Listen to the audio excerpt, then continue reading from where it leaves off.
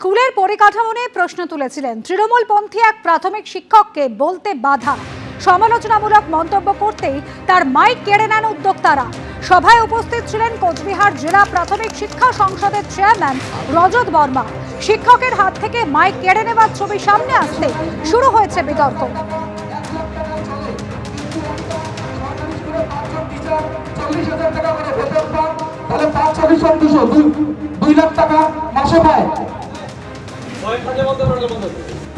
আপনার যদি মূল হ্যালো শিক্ষক শিক্ষিকাদের উদ্দেশ্যে বলা আছে, আপনারা আপনাদের সমস্যাগুলোর কথা আমাদের চেয়ারম্যানের কাছে তুলে দেবেন। একটা বেসরকারি স্কুল 50,000 টাকা 1 লাখ টাকায় চলে, কিন্তু একটা সরকারি স্কুলে 5 জন টিচার 40,000 টাকা করে বেতন পান, তাহলে 5-40-2 লাখ টাকা মাসে পায়। আপনার যদি মূল হ্যালো শিক্ষক শিক্ষিকাদের উদ্দেশ্যে বলা আছে, আপনারা আপনাদের সমস্যাগুলোর কথা আমাদের চেয়ারম্যানের কাছে তুলে দেবেন। একটা বেসরকারি স্কুল 50,000 টাকা 1 লাখ, প্রত্যেকটা স্কুলের সঠিক পরিকাঠামো গভর্নমেন্টকে দেখতে হবে, যেটা মানুষের পক্ষে একটা শুভেন্দু ভট্টাচার্য আমাদের প্রতিনিধি রয়েছেন আমাদের সঙ্গে টেলিফোন লাইনে। শুভেন্দু, কি এমন বলেছিলেন ওই প্রাথমিক শিক্ষক যার জন্য তার হাত থেকে এভাবে মাইক কেড়ে নেওয়া হলো? দেখুন, সেখানে প্রাথমিক শিক্ষক সংগঠন তৃণমূলের বৈঠক চলছিল এবং শীতলকুচির বিভিন্ন স্কুলের শিক্ষকরা অংশগ্রহণ করেছিলেন, যেখানে উপস্থিত ছিলেন ডিপিএসসির চেয়ারম্যান সহ তৃণমূলের জেলা চেয়ারম্যান ও গৃহনাথ বর্মন, তিনি উপস্থিত ছিলেন।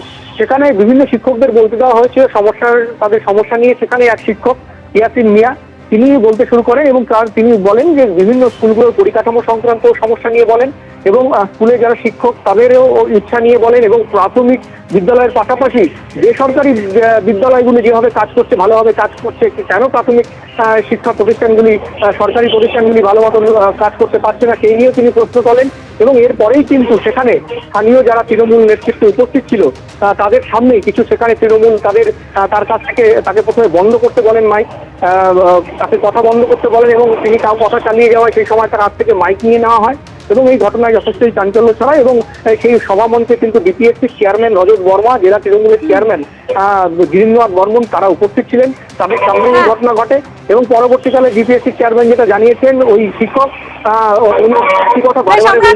শুভেন্দু ওই তৃণমূল প্রাথমিক শিক্ষক সংগঠনের যে শিক্ষক ছিলেন এবং যিনি কথা বলছিলেন এবং তার হাত থেকে মাইক কেড়ে নেওয়া হয়েছিল, ঠিক কি করেছেন?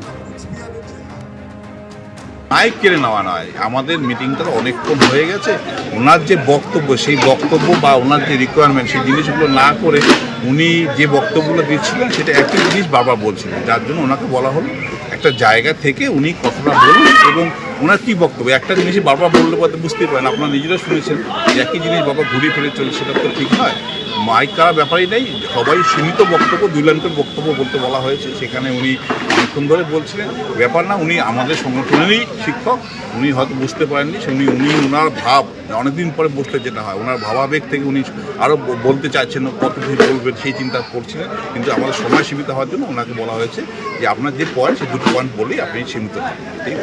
শিক্ষার অবস্থা কি তৃণমূল কংগ্রেসদের আমলে সারা পশ্চিমবঙ্গ জানে, কোনো রিক্রুটমেন্ট হয় না, যাও রিক্রুটমেন্ট হয় তাও টাকার বিনিময়ে, যোগ্যরা স্থান পায় না, অযোগ্যরা স্থান পায়। শিক্ষক সংগঠনের নেতা কালকে শীতলকুচিতে যে বক্তব্য রেখেছেন তৃণমূল কংগ্রেসের, তিনি পরিষ্কার চিত্রটা তুলে ধরেছেন।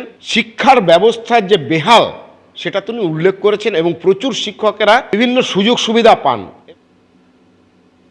এর আগে প্রথমে এই খবরে ভুলবশত প্রাথমিক শিক্ষা সংসদের চেয়ারম্যান রজত বর্মা মাইক কেড়ে নেন বলা হয়েছিল। এই অনিচ্ছাকৃত ত্রুটির জন্য আমরা দুঃখিত এবং ক্ষমা প্রার্থী। এবিপি আনন্দ এগিয়ে থাকে, এগিয়ে রাখে।